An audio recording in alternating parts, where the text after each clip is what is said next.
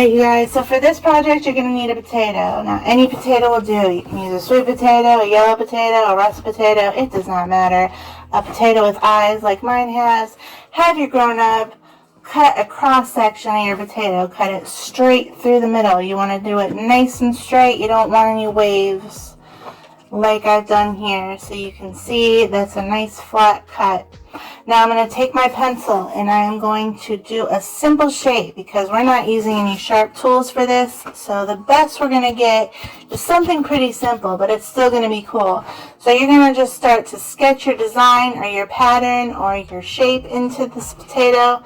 You're going to do it slowly and just start wearing away at the potato flesh. That sounds weird, but that's actually what it is. It's potato flesh. So keep doing that until you get a nice trench, deep indentation around your shape. Like I'm doing here, you want to use a fairly sharp pencil to do this too. And this is going to take some time, guys, so just be patient and just keep wearing away at that indentation you're making. And you don't want to do it too hard or too fast because it'll break away chunks of your potato and it won't show your design the way you want it to. And you might need to blot the juice away occasionally too. And keep going at it until you get a nice deep wall around your image so that you can then take either like a spoon or a butter knife and chip away at the outside, or ask your grown-up to make another cross cut, not all the way through, just up until your print, like I've done. And then I'm just gonna remove that outside section and I'm left with my stamp. Now I'm gonna put my leaf veins, I guess that's what it's called, which is also weird. We got potato flesh and leaf veins. It's kind of creepy, but that's what it's called. And we're going to just gently incise those lines in the inside of our leaf. Same process as the outside. Just take your time. Light, firm pressure. Just keep wearing away at it. And eventually you'll have the size and thickness you want.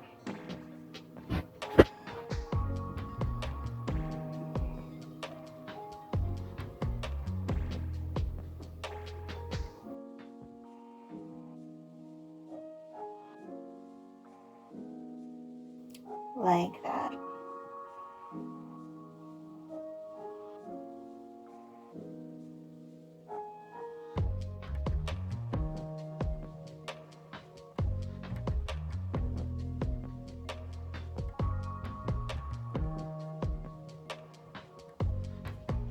So there's my leaf stamp. I can't forget the other half of my potatoes, so I am going to do another leaf design on this half. I think I kind of got the hang of it this time. I'm going to do a little bit more detailed potato with a little bit different outline. But the same process applies here too. Just firmly wear away at that trench you're making until you can go ahead and dig out your stamp or cut out your stamp. Like that. Now this potato needs his veins too, so I'm going to go ahead and put those in.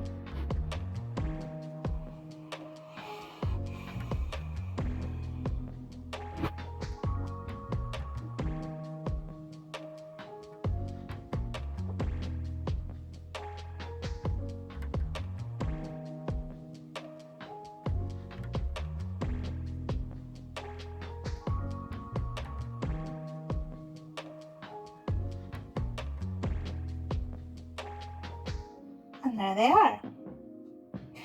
So now I'm going to take a scrap piece of paper and I'm going to check and see if they do make their impression like I'm hoping they do. I'm taking some leftover acrylic paint I had from a project I was working on, and I'm going to ink up my stamp here with my paintbrush.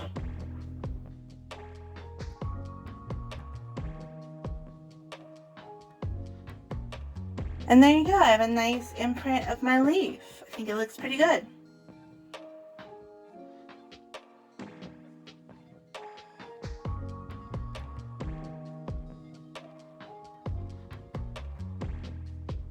Try my other one. Yeah, worked out pretty good. Now I'm going to show you guys what's called a ghost print. It's a silly name, but it's an actual term. It's where you don't re-ink your stamp or your print between prints, and you just use whatever leftover ink there was on it. And they call it a ghost print because it's just fainter. Like I guess a ghost would be. So I'm going to take my piece of paper and I am going to just start stamping my paper like leaves would look if they had just fallen, like in the fall. I'm doing both ghost prints and full-on prints, and each time I ink up my stamp again, I am adding like a different color that would interact well with the color that's already on there. So like for example, if I had a red on there, I might add a little bit of yellow to make an orange. Or if I had some blue on there, I might add a little yellow to make some green.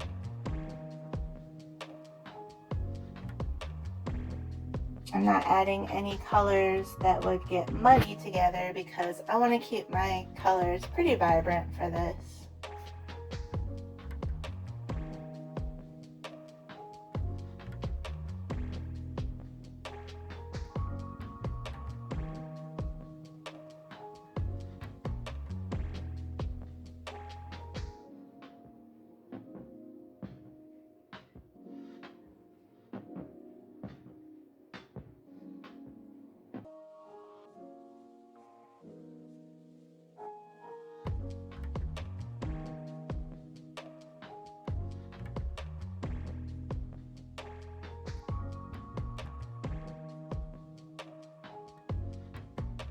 Now I'm going to do what I should have done to begin with, and that's put a scrap piece of paper underneath my background paper. But that's alright, you live and learn, right? And this way I can just kind of go off the paper instead of having everything just kind of in the center of the paper, which is nice sometimes, without worrying about getting paint on my background paper.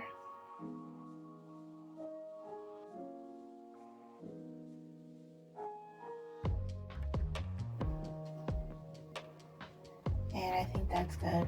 Not bad for a potato, huh? Alright you guys, I hope you liked this project. I hope you tried this project, and if you did, make sure to post your results to your social media. I'm always looking forward to seeing what you guys come up with.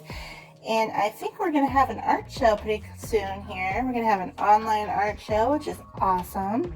And rumor has it there's going to be some prizes. So make sure to get your artwork uploaded to BGC NEO Cyber Club. And make sure to check out the next video where we make a 3-color woodblock print out of styrofoam. Alright you guys, I'll see you in the next video.